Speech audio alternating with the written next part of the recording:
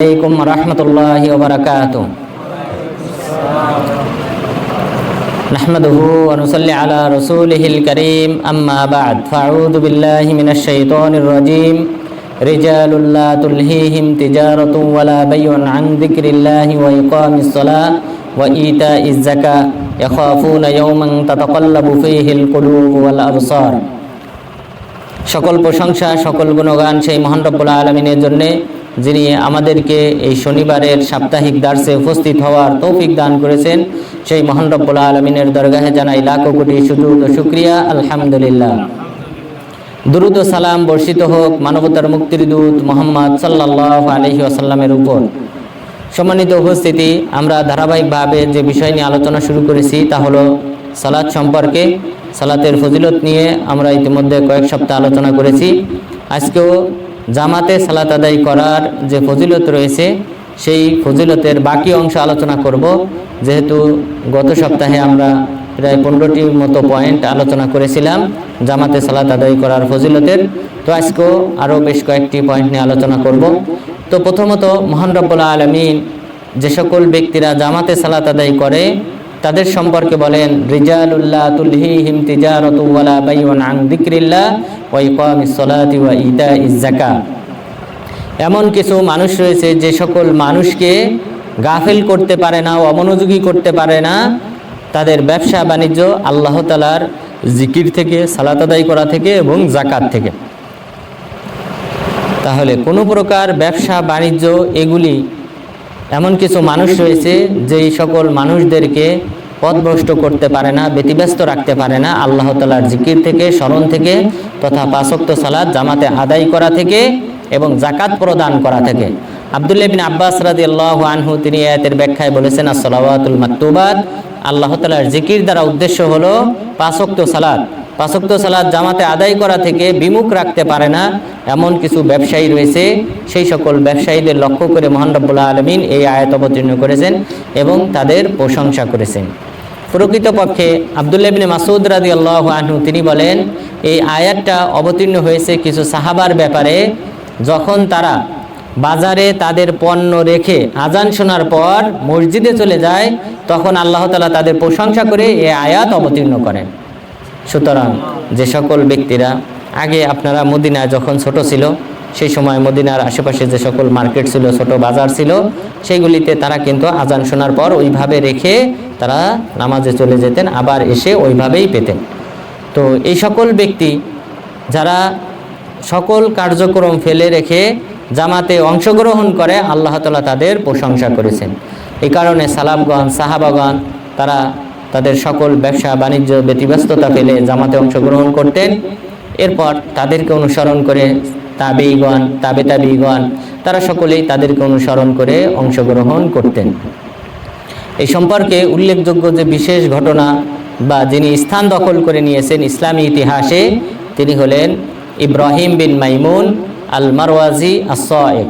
ইব্রাহিম বিন মাইমুন আল মারওয়াজি আস-সায়েগ নামে এক ব্যক্তি, তিনি 131 হিজরিতে মারা গিয়েছেন। তো তিনি যখন আজান শুনতেন, তিনি প্রকৃতপক্ষে একজন স্বর্ণাকার ছিলেন। স্বর্ণ এবং রৌপ্যের আংটি এবং এই স্বর্ণের কাজগুলি তিনি করতেন, রূপার কাজ করতেন। তো স্বর্ণাকার ছিলেন। তো তিনি যখন ইদা সামিআন নিদাআ ওয়া রাফাআ মিতরাকাতাহু আলকাহা ওয়ারাআহা, যে যখন তিনি আজান শুনতেন, আজান শোনার পর তিনি যদি ওই অবস্থায় যদি তার হাতুড়িটা উপরে উঠিয়েও থাকেন, তখন সেই হাতুড়িটা সামনের দিকে আর ফিরে আনতেন না, বরং তিনি ওই হাতুড়িটা তিনি পিছনের দিকে ফেলে দিতেন। তো যেহেতু আজান শুনেছে, আল্লাহ তাআলার দিকে আহ্বান করা হচ্ছে, তিনি আল্লাহ তাআলা সেই সম্মানার্থে জামাতে গিয়ে সালাত আদায় করার উদ্দেশ্যে তিনি হাতুড়িটা যদি উঠাতেন, ওই সময় যদি আজান হতো, তিনি ওই হাতুড়ি আর নিচে নামাতেন না, আঘাত করতেন না, বরং সেই হাতুড়ি ওই অবস্থায় পিছনে ছেড়ে দিতেন। তাহলে এইভাবে সালাফগণ তারা কিন্তু এই দিন ইসলামকে গুরুত্ব দিয়েছেন এবং এই জামাতে সালাত আদায় করাটাকে গুরুত্ব দিয়েছেন। সুতরাং আমাদেরকেও সেইভাবেই গুরুত্ব প্রদান করতে হবে। এই কারণে ওয়াকি ইবনুল জাররাহ রাহিমাহুল্লাহ তিনি বলেছেন, মান তাহাওয়ানা বিতাকবীরাতিল উলা ফাগসিল ইয়াদাইকা মিনহু, যদি কেউ তাকবীরে তাহরিমার ক্ষেত্রে অলসতা করে তুমি তার সাথে সম্পর্ক ছিন্ন করো। যদি দেখো তোমার বন্ধুদের মধ্য থেকে, সহপাঠীদের মধ্য থেকে কেউ তাকবীরে তাহরিমার প্রতি তার কোনো ভ্রুক্ষেপ নাই, জামাতে গিয়ে প্রথমে তাকবীরে তাহরিমার সাথে সালাত আদায় করতে হবে, এই গুরুত্ব যদি কেউ না দেয়, ফাগসিল ইয়াদাইকা মিনহু, তুমি তোমার হাত দ্বয়কে সেই ব্যক্তি থেকে ধুয়ে ফেলো, অর্থাৎ তার সাথে তুমি আর কোনো প্রকার সম্পর্ক রেখো না। তাহলে সালাফগণ এইভাবেই গুরুত্ব দিতেন। তো সুতরাং আমাদেরকেও জামাতে সালাত আদায় করার ব্যাপারে গুরুত্ব আরোপ করতে হবে। এবং আমরা 15টি ফজিলত ইতিমধ্যে আলোচনা করেছি, এরপর বাকি কিছু ফজিলত আলোচনা করব। তো আমরা গত সপ্তাহের আলোচনায় আমরা বলেছিলাম, যদি কোনো ব্যক্তি জামাতে সালাত আদায় করে তাহলে তাকে 25 গুণ সওয়াব দেওয়া হয়। আরেক হাদিসে কত গুণ বলা হয়েছে? হ্যাঁ, 50 গুণ। কখন? যখন প্রান্তরে, মরুভূমিতে, নির্জন এলাকায় যেখানে কেউ নেই, সেই জায়গায় যদি সে সালাত আদায় করে তাহলে 50 গুণ দেওয়া হবে। এরপর জামাতে আদায় করলে 25 গুণ, আরও একটা বলা হয়েছিল, কত? 27 গুণ।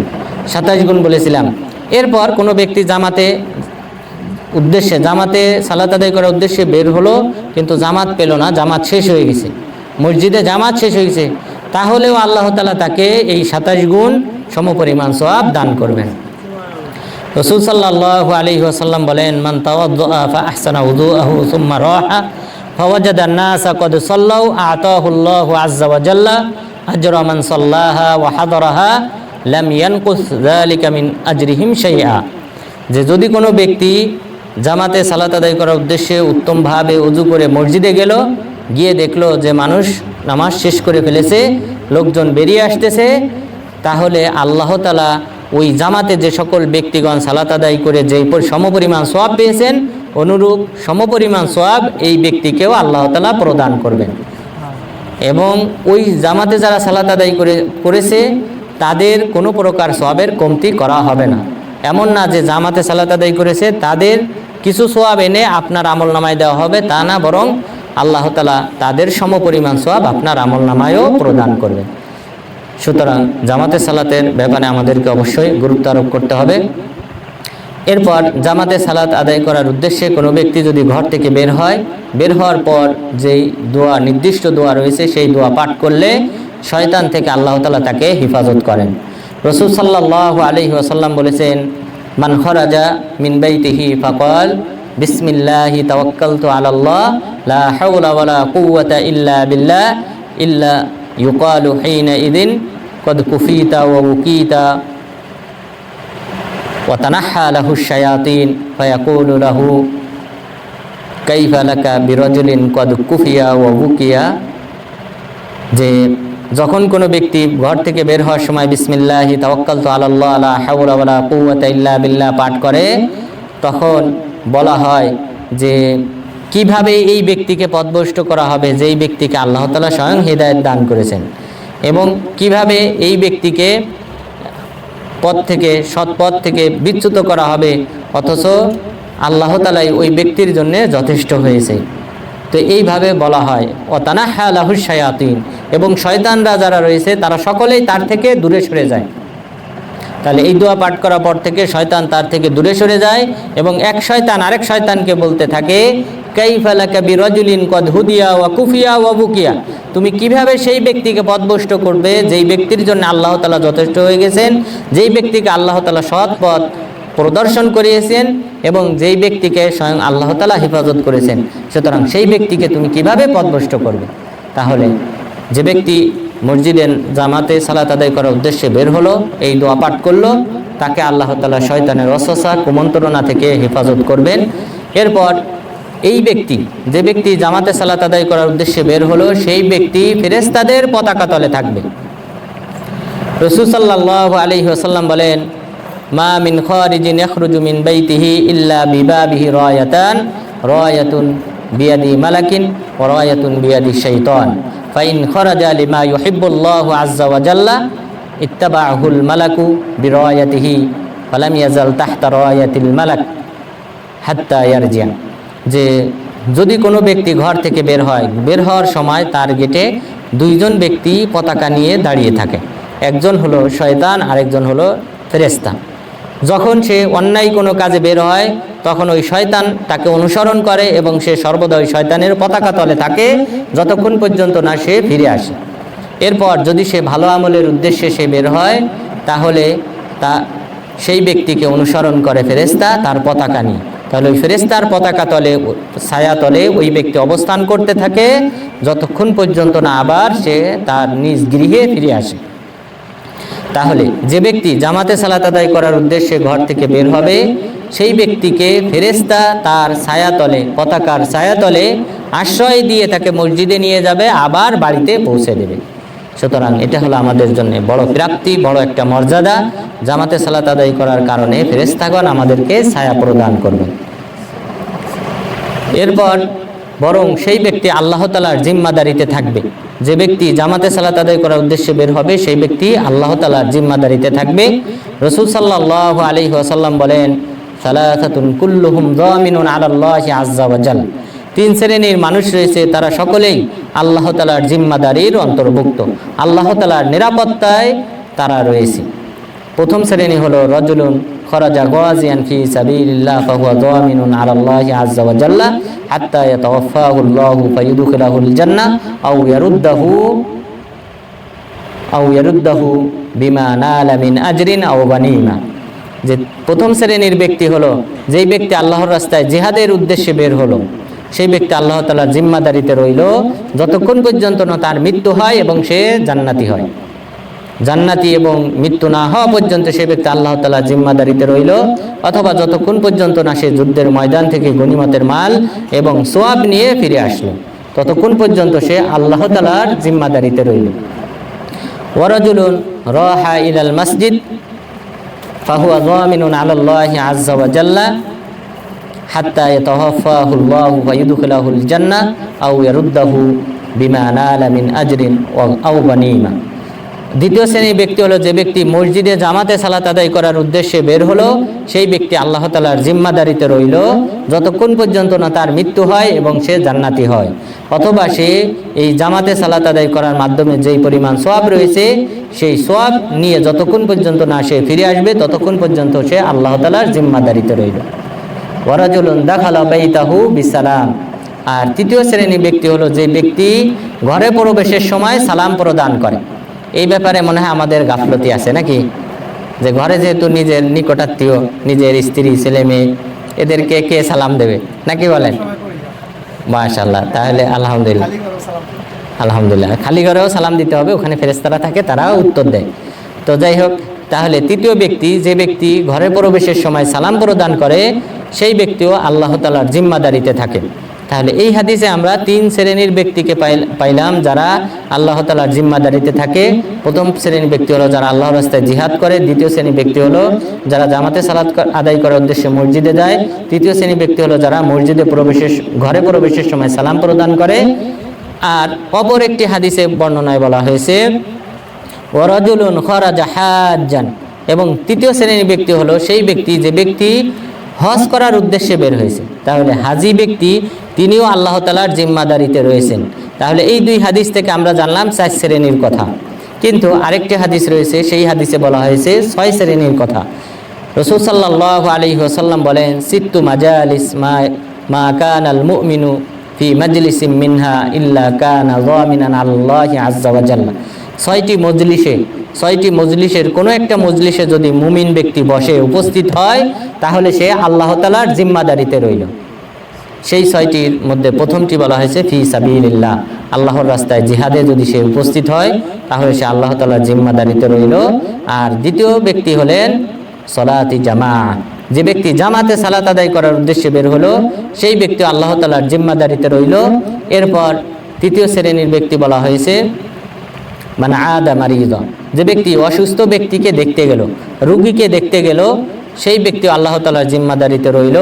আও তাবিআ জানাজা, অথবা যে ব্যক্তি জানাজার সালাতে অংশগ্রহণ করলো সেই ব্যক্তি আল্লাহ তাআলার জিম্মাদারিতে রইল। আও ফি বাইতিহি, অথবা যে ব্যক্তি নিজ ঘরে অবস্থান করলো। তো যে ব্যক্তি নিজ ঘরে অবস্থান করলো সেই ব্যক্তি কেন আল্লাহ তাআলার জিম্মাদারিতে?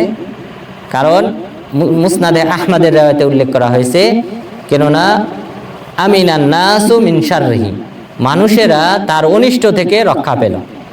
অর্থাৎ বাহিরে বের হইলে হয়তো কোনো মানুষের সাথে গ্যাঞ্জাম হইতো, ঝগড়া হইতো, বিবাদ হইতো, মানুষের সাথে খারাপ ব্যবহার করত, কিন্তু ঘরে থাকলে বাহিরের মানুষ তার থেকে নিরাপদ রইল।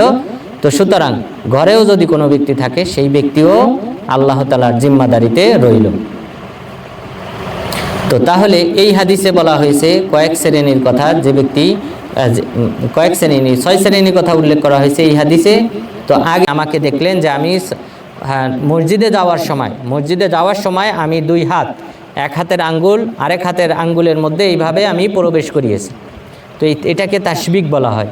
তো বললেন এইভাবে আমাকে তাসবিক দিতে দেখে, মসজিদে যাওয়ার সময় তাসবিক দিতে দেখে তিনি আমাকে নিষেধ করলেন। বললেন, কেননা আমি রাসূল সাল্লাল্লাহু আলাইহি ওয়াসাল্লামকে বলতে শুনেছি, যদি কোনো ব্যক্তি উত্তমভাবে ওযু করে মসজিদের উদ্দেশ্যে রওনা দেয়, ফালা ইউসাব্বিকান্না ইয়াদাইহি ফাইন্নাহু ফি সালাহ, তাহলে সে যেন তাসবিক না করে, এক হাতের আঙ্গুল আরেক হাতের আঙ্গুলের মধ্যে প্রবেশ না করায়, কেননা সে সালাতরত অবস্থায় রয়েছে। তো সালাতরত অবস্থায় যেমনভাবে অনর্থক কোনো কাজ করা জায়েজ নেই, ঠিক অনুরূপভাবে যখন থেকে আপনি রওনা দেবেন ঘর থেকে, যখন থেকে আপনি বের হবেন, তখন থেকেই অনর্থক কোনো কাজ করা যাবে না, কেননা আপনি সালাতরত অবস্থায় রয়েছেন। অর্থাৎ সালাতরত অবস্থায় থাকলে যেই সওয়াব, আপনাকে সেই সমপরিমাণ সওয়াব দান করা হবে। তো সুতরাং আমাদেরকে এই জাতীয় অনর্থক কোনো কথাবার্তা এবং অনর্থক কোনো কাজ এই রওনা দেওয়ার পর থেকে না করাটাই উত্তম। এরপর যখন আপনি রওনা দিয়ে যাবেন, আপনার ঘর যত দূর হবে, আপনি যত দূর থেকে মসজিদে হেঁটে গিয়ে জামাতে সালাত আদায় করবেন, আপনার সওয়াবের পরিমাণ তত বেশি প্রদান করা হবে। রাসূল সাল্লাল্লাহু আলাইহি ওয়াসাল্লাম বলেন, আযমুন নাসি আজরান আবাদুহুম মামশা, যে সেই সকল ব্যক্তিদের সওয়াবের পরিমাণ সালাতে বেশি দেওয়া হয় যে সকল ব্যক্তিরা সবচেয়ে বেশি দূর দূরান্ত থেকে হেঁটে আসে। দূর দূরান্ত থেকে যারা হেঁটে আসে তাদেরকে সবচেয়ে বেশি সালাত আদায় করলে সওয়াব বেশি প্রদান করা হয়। তো সুতরাং যার যত দূর হবে বাসা, তার তত সওয়াবের পরিমাণও তত বেশি হবে। এই ব্যাপারে আরও বেশ কিছু হাদিস রয়েছে। তার মধ্যে অন্যতম হলো যে উবাই বিন কাব রাদিয়াল্লাহু আনহু, তিনি বলেন, একজন আনসার সাহাবী, তার বাড়ি ছিল মদিনার শেষ প্রান্তে। তখন তো মদিনা আরও ছোট ছিল, এখন তো মদিনা অনেক বড় হয়েছে, মানুষের বসবাসের বাড়ি ঘর অনেক দূর পর্যন্ত বিস্তৃত হয়েছে এবং দিন দিন বিশাল আকারে বৃদ্ধি পাচ্ছে। তো সেই সময় ছোট থাকা সত্ত্বেও এই সাহাবীর বাড়ি ছিল মদিনার সবচেয়ে শেষ প্রান্তে। সেখান থেকে তিনি পায়ে হেঁটে এসে প্রত্যেক ওয়াক্তে প্রথম সারিতে রাসূল সাল্লাল্লাহু আলাইহি ওয়াসাল্লামের সাথে সালাত আদায় করতেন। তখন উবাই বিন কাব রাদিয়াল্লাহু আনহু বলেন, সাহাবাগণ তাকে বললেন, লাবিশতারাইতা হিমারান ইয়াকিকা মিনার রমদা ওয়া ইয়াকিকা মিন হাওয়ামিল আরদ, যে তুমি যদি একটি গাধা ক্রয় করতে, সেই গাধার উপর চড়ে মসজিদে আসতে, তাহলে জমিনে যে সকল পোকামাকড় আছে, বিচ্ছু আছে, এইগুলির দংশন থেকে তুমি রক্ষা পেতে, এবং সেই সাথে এই যে বালু, উত্তপ্ত বালু রয়েছে, এই উত্তপ্ত বালুর কষ্ট থেকে তুমি রক্ষা পেতে, মুক্তি পেতে। তখন তিনি বললেন, আমার ঘরটা মুহাম্মদ সাল্লাল্লাহু আলাইহি ওয়াসাল্লামের ঘরের সাথে মিশানো হোক, এটা আমি চাই না। এই কথা বলার পর সাহাবাগণ তাকে রাসূল সাল্লাল্লাহু আলাইহি ওয়াসাল্লামের কাছে নিয়ে গেলেন, তার ব্যাপারে অভিযোগ করলেন, হে আল্লাহর রাসূল, আমরা এই পরামর্শ দিয়েছি, তিনি এই কথা বললেন। তখন রাসূল সাল্লাল্লাহু আলাইহি ওয়াসাল্লাম তাকেও একই পরামর্শ দিলেন, যেই পরামর্শ সাহাবাগণ প্রদান করেছেন। তখন তিনি বললেন, আল্লাহর রাসূল, আমি চাই সওয়াব অর্জন করতে, পায়ে হেঁটে আসলে যেই সওয়াব, আমি সেই সওয়াব অর্জন করতে চাই। তখন রাসূল সাল্লাল্লাহু আলাইহি ওয়াসাল্লাম বললেন, ইন্না লাকা মাহতাসাব, তুমি যেই আশা করেছো, যেই সওয়াবের কামনা করেছো, আল্লাহ তাআলা তোমাকে সেই সমপরিমাণ সওয়াব দান করবেন। সুতরাং এই দূর দূরান্ত থেকে যে যত দূর থেকে গিয়ে জামাতে অংশগ্রহণ করবে, তার সওয়াবের পরিমাণও তত বেশি হবে। এছাড়াও আনাস বিন মালিক রাদিয়াল্লাহু আনহু, তিনি বলেন, বানু সালিমা গোত্রের লোকজন, বানু সালিমা গোত্র হলো বর্তমান যে মসজিদে কিবলাতাইন রয়েছে, এই মসজিদে কিবলাতাইনের আশেপাশে বসবাস করতেন বানু সালিমা গোত্রের লোকজন, এবং এখানকার ইমাম ছিলেন মুআজ বিন জাবাল রাদিয়াল্লাহু আনহু। মুআজ বিন জাবাল রাদিয়াল্লাহু আনহু, তিনি মসজিদে নববীতে ইশার সালাত আদায় করতেন রাসূল সাল্লাল্লাহু আলাইহি ওয়াসাল্লামের সাথে। এরপর এসে এই কিবলাতাইন মসজিদে এসে তিনি ইশার সালাতের ইমামতি করতেন। অর্থাৎ এখানকার লোকজন তাকে অত্যন্ত শ্রদ্ধা করতেন, ভালোবাসতেন, তার জন্য অপেক্ষায় থাকতেন। যেহেতু ঈশার সালাত রসুল সাল্লাল্লাহু আলাইহি ওয়াসাল্লাম বিলম্বে আদায় করতেন, বিলম্বে আদায় করার পরও এরপরও আবার এসে তিনি আবার এখানে এসে ইমামতি করতেন। সুতরাং এখানকার লোকজন, বানু সালিমা লোকজনের কাছে অনেক কষ্ট হইতো, কিন্তু তবুও তারা মুআজ বিন জাবাল রাদিয়াল্লাহু আনহু, তিনি আলেম সাহাবা ছিলেন এবং রসুল সাল্লাল্লাহু আলাইহি ওয়াসাল্লাম বলেছেন যে তিনি হালাল হারাম সম্পর্কে সবচেয়ে বেশি জানেন। এই উম্মতের হালাল হারাম সম্পর্কে সবচেয়ে বেশি যিনি জানেন তিনি হলেন মুআজ বিন জাবাল রাদিয়াল্লাহু আনহু। এই কারণে ওখানকার লোকজন সকলেই তার প্রতীক্ষায় থাকতেন, তিনি এসে ইমামতি করতেন, ঈশার সালাত আদায় করতেন। তো এই বানু সালিমা গোত্রের লোকজন, কিবলাতাইনের লোকজন, তারা চাইল মসজিদে নববীর পাশে চলে যেতে। যে সওয়াবের পরিমাণ সংখ্যা উল্লেখ করা হয় নাই, শুধু আমাদেরকে উদ্বুদ্ধ করা হয়েছে, যদি মানুষ জানতো তাহলে লটারি করে হলেও সামনের কাতারে জায়গা দখল করত। এরপর রাসূল সাল্লাল্লাহু আলাইহি ওয়াসাল্লাম আরও যে দোয়া করতেন, কানা ইউসাল্লি সালাতা, কানা ইউসাল্লি আলা সফিল আউয়াল সালাতা। রাসূল সাল্লাল্লাহু আলাইহি ওয়াসাল্লাম প্রথম কাতারে যারা সালাত আদায় করতেন তাদের জন্য 3 বার দোয়া করতেন যে আল্লাহ তুমি তাদেরকে ক্ষমা করো। তো এই মর্মে রাসূল সাল্লাল্লাহু আলাইহি ওয়াসাল্লাম তাদের জন্য 3 বার দোয়া করতেন, আর যারা দ্বিতীয় কাতারে আদায় করতো তাদের জন্য মাত্র 1 বার দোয়া করতেন। তো সুতরাং এখান থেকেও বোঝা যায় যে সামনের কাতারে সালাত আদায় করার গুরুত্ব অপরিসীম। এরপর যদি সামনের কাতারে আপনি ফাঁকা পান তাহলে সেই ফাঁকা পূরণ করবেন। সামনের কাতারে মসজিদে গিয়ে যদি ফাঁকা জায়গা পান তাহলে সেই ফাঁকা জায়গা পূরণ করে আপনি সালাত আদায় করবেন, নতুন কাতার শুরু করবেন না। নতুন কাতার শুরু না করে সামনের কাতারে জায়গা ফাঁকা পেলে সেখানে গিয়ে এই ফাঁকা বন্ধ করবেন। বিনিময়ে রাসূল সাল্লাল্লাহু আলাইহি ওয়াসাল্লাম বলেন, মান সাদ্দা ফুরজাতান ফিস সফ, মান সাদ্দা ফুরজাতান ফিস সফি বানাল্লাহু লাহু বাইতান ফিল জান্নাহ। যে ব্যক্তি কাতারের ফাঁকা জায়গা বন্ধ করবে, আল্লাহ তাআলা কিয়ামত দিবসে জান্নাতে তার জন্য একটি ঘর নির্মাণ করবেন। তাহলে চিন্তা করেন, এটা প্রাসাদ, জান্নাতে একটা প্রাসাদ নির্মাণ করা হবে কাতারের ফাঁকা জায়গা বন্ধ করলে। তো সুতরাং সবাই চেষ্টা করবেন, সামনের কাতারে যদি কোনো ফাঁকা থাকে সেই ফাঁকায় গিয়ে আপনি কাতার শুরু করবেন। আপনি পিছনে নতুন করে কোনো কাতার শুরু করবেন না যতক্ষণ পর্যন্ত না সামনের কাতারে ফাঁকা থাকে। তাহলে এবং পাশাপাশি আল্লাহ তাআলা ওই বান্দার মর্যাদা বৃদ্ধি করেন যেই বান্দা ফাঁকা জায়গা বন্ধ করে সালাত আদায় করে। আর আমাদের উচিত আমরা একজন আরেকজনের পায়ের মাঝে যে ফাঁকা থাকে সেটাও বন্ধ করে কাতার সোজা করা। কেননা রাসূল সাল্লাল্লাহু আলাইহি ওয়াসাল্লাম বলেন, আলা তাসুফুন কামা তাসুফুল মালাইকাতু ইনদা রাব্বিহা, তোমরা কি সেভাবে কাতার করবে না যেভাবে ফেরেশতাগণ তাদের রবের সামনে কাতার করে? সাহাবাগণ জিজ্ঞাসা করলেন, হে রাসূল, ফেরেশতাগণ কিভাবে আল্লাহ তাআলার দরবারে তারা কাতার করে? তখন তিনি বললেন যে ইতিমুনা সুফুফাল উয়াল, তারা প্রথম দিকের কাতারগুলি পরিপূর্ণ করে, এরপর তারা প্রাচীর ঢালা সীসার মতো হয়ে তারা কাতার করে। তাহলে প্রাচীর ঢালা সীসার মতো, অর্থাৎ সেখানে কোনো ধরনের ফাঁকা থাকবে না, কারণ এই সকল স্থানে ফাঁকা থাকলে শয়তান এখানে অবস্থান করে এবং মানুষের অন্তরে কুমন্ত্রণা সৃষ্টি করে। তো সুতরাং আমাদের উচিত কাতারগুলি ফাঁক বন্ধ করে তারপর কাতারগুলি করা। তা আল্লাহ তাআলা যেন আমাদের সবাইকে সেই তৌফিক দান করেন, আমিন। কেননা কাতারের ফাঁকা বন্ধ করার হাদিস আপনারা জানলেন যে আল্লাহ তাআলা জান্নাতে একটা প্রাসাদ নির্মাণ করবেন। তো সুতরাং আমাদেরকে অবশ্যই এই আমলটা করতে হবে। এই আমলটাই হলো সবচেয়ে সহজ আমল, যেই আমলের বিনিময়ে জান্নাতে একটা প্রাসাদ নির্মাণ করা হবে। যেমন ধরেন, যদি কোনো ব্যক্তি দিনে রাতে যে 5 ওয়াক্ত সালাত রয়েছে, এই 5 ওয়াক্ত সালাতের যে সুন্নত রয়েছে, কত রাকাত সুন্নত?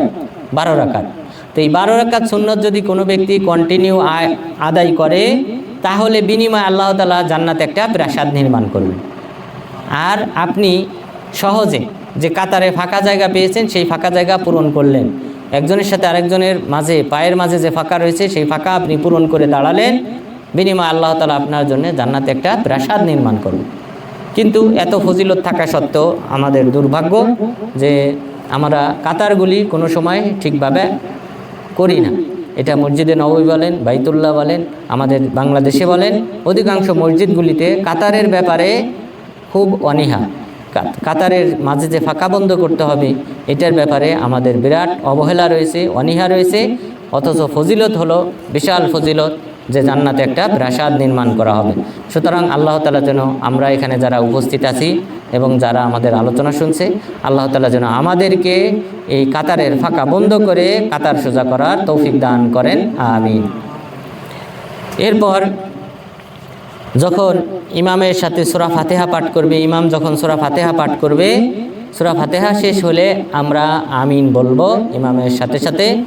কেননা আমাদের এই আমিন বলার কারণে আল্লাহ তাআলা আমাদের পূর্বের গুনাহসমূহ ক্ষমা করে দিবেন। রাসূল সাল্লাল্লাহু আলাইহি ওয়াসাল্লাম বলেন, ইদা আম্মানাল ইমামু ফাআমিনু ফাইন্নাহু মান ওয়াফাকা তা'মিনাহু তা'মিনাল মালাইকা গুফিরা লাহু মা তাকদ্দামা মিন যামবি।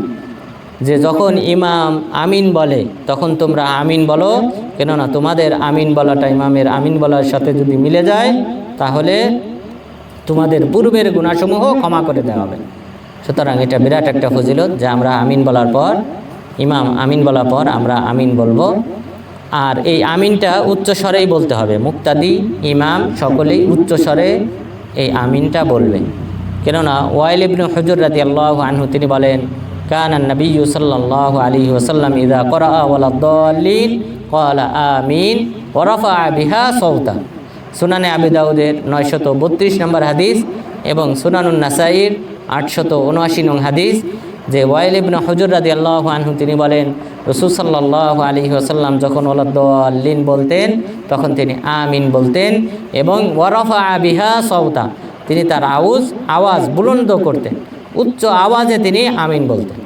সুতরাং আমাদের দেশের অনেক আলেমকে শুনবেন যে উচ্চ স্বরে আমিন বলার কোনো নাকি হাদিস নাই, তিনি নাকি হাদিস খুঁজে পান না। তো এটা হলো আসলে হটকারিতা। তিনি হয়তো কোনো একটা আলেমকে অনুসরণ করে, কোনো একটা মাযহাবকে অনুসরণ করে, কোনো এক ইমামকে অনুসরণ করে, যেই ইমাম বা যেই আলেম হয়তো কোনো সময় বলেছে যে উচ্চস্বরে আমিন বলতে হবে না, সেই তাকলিদ করে, কিন্তু বলার সময় বলে যে আমি কোনো হাদিস খুঁজে পাইনি। অথচ অনেকগুলি হাদিস রয়েছে উচ্চস্বরে আমিন বলার ব্যাপার। যেমন এটা আমরা বললাম ওয়াইল ইবনে হুজর রাদিয়াল্লাহু আনহু থেকে, সুনানে আবু দাউদের 932 নম্বর হাদিস, সুনানুন নাসাইর 879 নং হাদিস, এবং পাশাপাশি আরও অনেকগুলি হাদিস রয়েছে। আতা রাহিমাহুল্লাহ, আতা ইবনে আবি রবাহ রাহিমাহুল্লাহ তিনি বলেছেন যে আমি সাল্লাইতু ওয়ারাআল আইম্মাতা ইবনা জুবাইর ওয়া মান বা'দাহু ফাকানু ইয়াকুলুনা আমিন ওয়া ইন্না লিল মাসজিদি লালাজ্জা। যে আমি আব্দুল্লাহ ইবনে জুবাইর রাদিয়াল্লাহু আনহু মুসলিম খলিফা হওয়ার পর তার পিছনে আমি সালাত আদায় করেছি, এবং তারপরে আরও যে সকল মুসলিম খলিফা ছিলেন তাদেরকে আমি সালাত আদায় করতে দেখেছি যে তারা আমিন বলতেন, তাদের পিছনে যারা ছিলেন তারাও আমিন বলতেন। ওয়া ইন্না লিল মাসজিদি লালাজ্জা, মসজিদ গুম গুম করে উঠত। তো যেটা আপনারা দেখতেছেন সেই ধারাবাহিকতা মসজিদে নববীতে রয়েছে, বাইতুল্লাহ রয়েছে। এখানে কিন্তু তারা আগের যুগেও তো নামাজ হয়েছে এইসব জায়গায়, তো সেই ধারাবাহিকতায় কিন্তু এখানেও নামাজ হয়। এখানকার ইমামরাও কিন্তু উচ্চস্বরে আমিন বলে এবং মুক্তাদিরা তারাও উচ্চস্বরে আমিন বলে, মসজিদ গুম গুম করে। তো এটাই ছিল রাসূল সাল্লাল্লাহু আলাইহি ওয়াসাল্লামের যুগে এবং সাহাবাদের যুগে এইভাবেই তারা আমিন বলতেন।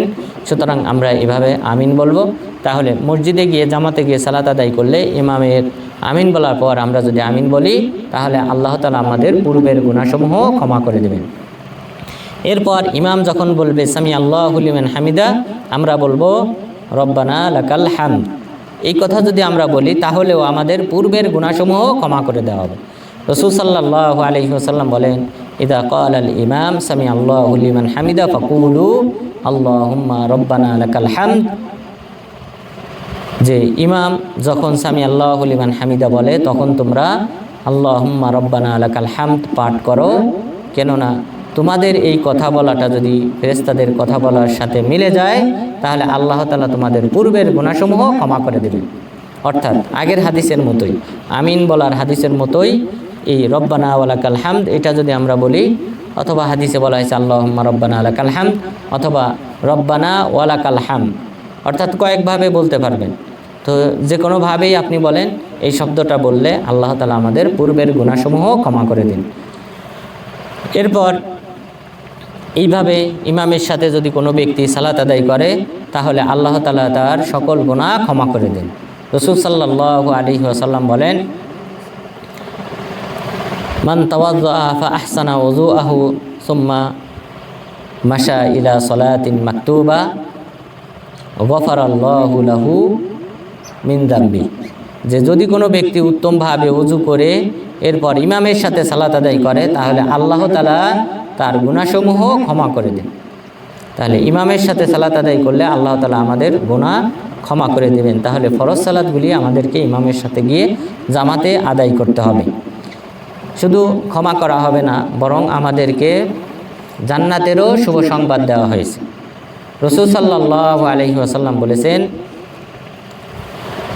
মান সাল্লা মা'আল ইমাম মা'আত তাকবীরাতিল মান সাল্লা মা'আত তাকবীরাতিল উলা 40 ইয়াওমান কুতিবা লাহু বারাআতুম মিনান নার ওয়া বারাআতুম মিনান নিফাক। যে যদি কোনো ব্যক্তি ইমামের সাথে তাকবীরে তাহরিমার সাথে 40 দিন সালাত আদায় করে, আল্লাহ তাআলা তার জন্যে দুটি মুক্তি লিপিবদ্ধ করে রেখেছেন। একটি হলো জাহান্নাম থেকে মুক্তি দেওয়া হবে, অপরটি হলো মুনাফিকি থেকে মুক্তি দেওয়া হবে। তাহলে 40 দিন পর্যন্ত এইভাবে যদি কোনো ব্যক্তি তাকবীরে তাহরিমার সাথে জামাতে ইমামের সাথে সালাত আদায় করে, ইমাম প্রথম যে আল্লাহু আকবার বলে, এই তাকবীরে তাহরিমা যদি কোনো ব্যক্তি পায় 40 দিন পর্যন্ত, তাহলে আল্লাহ তাআলা তাকে জাহান্নাম থেকে মুক্তি দান করবেন। পাশাপাশি ওই ব্যক্তি কখনো মুনাফিক হবে না। তো সুতরাং আমাদের যে ব্যক্তি মুনাফিক হবে না, যে ব্যক্তি মুমিন হবে এবং যে ব্যক্তি জাহান্নাম থেকে মুক্তি পাবে, সেই ব্যক্তির ঠিকানা হলো জান্নাত। এবং কিয়ামত দিবসে আল্লাহ তাআলা এই সকল ব্যক্তিদেরকে বিরাট নূর দান করবেন, যেই নূরের মাধ্যমে যার যত বেশি নূর হবে সে তত দ্রুত পুলসিরাত অতিক্রম করতে পারবে। সেই নূর আল্লাহ তাআলা আমাদেরকে দান করবেন জামাতে মসজিদে গিয়ে সালাত আদায় করলে।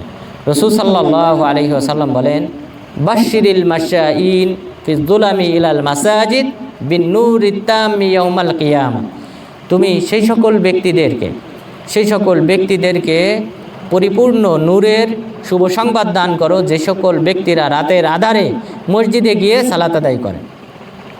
বাশশিরিল মাশাঈন ফিজ যুলাম, রাতের আধারে যে সকল ব্যক্তিরা মসজিদে গিয়ে মাগরিবের সালাত আদায় করে, ইশার সালাত আদায় করে, ফজরের সালাত আদায় করে, সেই সকল ব্যক্তিদেরকে তুমি পরিপূর্ণ নূরের শুভ সংবাদ দান করো যে আল্লাহ তাআলা কিয়ামত দিবসে তাদেরকে পরিপূর্ণ নূর দান করবেন।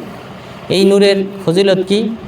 যে ব্যক্তির যত নূর চমকাবে, যে ব্যক্তির যত বেশি নূর প্রদান করা হবে, সেই ব্যক্তি তত দ্রুত পুলসিরাত অতিক্রম করবে।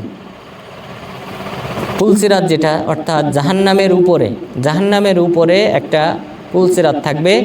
এই পুলটা অতিক্রম করতে হবে সকলকেই, কাফের মুসলিম সবাইকেই পুল অতিক্রম করতে হবে। কাফেররা যখন এই পুলের উপর উঠবে তারা জাহান্নামে পড়ে যাবে, কিন্তু মুমিন ব্যক্তিরা তারা কিন্তু এই পুলসিরাতটা অতিক্রম করবে। এই পুলসিরাতের চতুর্পার্শ্বে লোহার এই জাতীয় আংটা থাকবে, লোহার এই জাতীয় আংটা থাকবে, যেই আংটাগুলি দুই দিক থেকে অনবরত আঘাত করতে থাকবে। দুই দিক থেকে লোহার আংটাগুলো এইভাবে আঘাত করতে থাকবে অনবরত। আর এখানে যে যত আস্তে চলবে, যার যত নূর কম হবে সে তত ধীরে ধীরে চলবে।